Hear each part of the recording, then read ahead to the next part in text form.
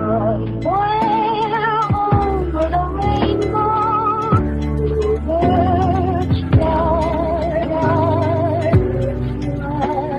over the rainbow. Hello everybody, this is Ogre Boy, and I'm going to be doing my review for the 2023 movie Champions. So in this movie, a stubborn and hot-headed minor league baseball coach is forced to train the Special Olympics team when he is sentenced to community service for 90 days.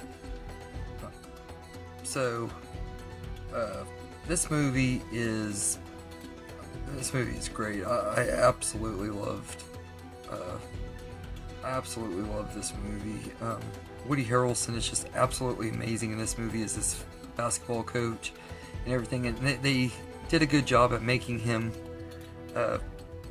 not too unlikable and stuff. Like he gets stuck in this situation and stuff. Instead of being this jerk like you could expect and everything, he actually does kind of have a heart and everything, and throughout the whole movie, and he is likable from the beginning and stuff. I think Woody Harrelson is great in here, and everything, which totally redeems him for me, because the last movie that he was in that I saw that was a new movie was Venom: Let There Be Carnage back in 2021, and I thought that was one of the most disappointing movies I've ever seen because of how much I expected out of Woody Harrelson in that movie, and he did everything he could to work with on that movie, but that movie was just so horribly written and stuff. But I knew that he would make up for it eventually and stuff, and this movie to me made up for it.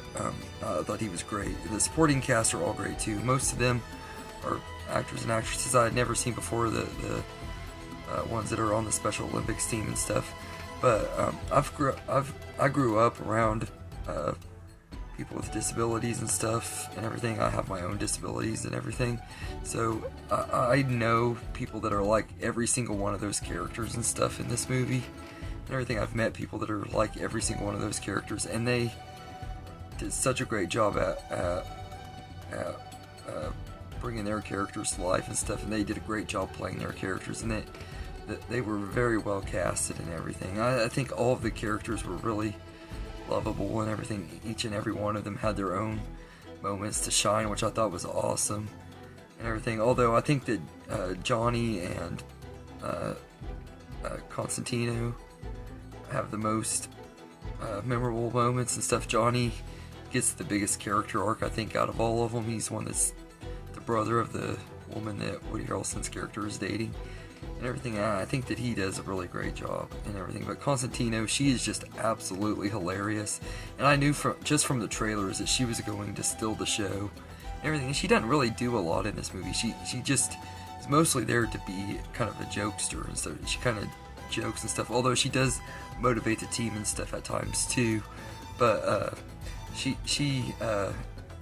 every single line almost that she does in this movie, she's just absolutely hilarious, and I loved her and everything. She has an awesome sense of humor. She's just really funny and lovable character and everything. She steals the show and everything. And I think this movie has a ton of heart and everything. Like, it's not as emotional as it is. Maybe it could have been. The dramatic side could have been done a little bit better, but this is more of a comedy drama, and it leans in to the comedy more and everything, but I think it worked. Someone who loves comedy and stuff, it didn't bother me at all and everything. I thought it was really entertaining, but it's really a sweet movie and everything, and I love when they make movies like this for people with disabilities to be able to be in them, kind of like the Peanut Butter Falcon a few years ago. That was one of my favorite movies of that year and everything, and this one has a lot of people in here, and it's so heartwarming to get to see them represented in a movie and stuff, and they do a great job with the representation. Like I said, I've grown up around people like that and stuff, and I've known people that were in the Special Olympics or tried to be in them and stuff.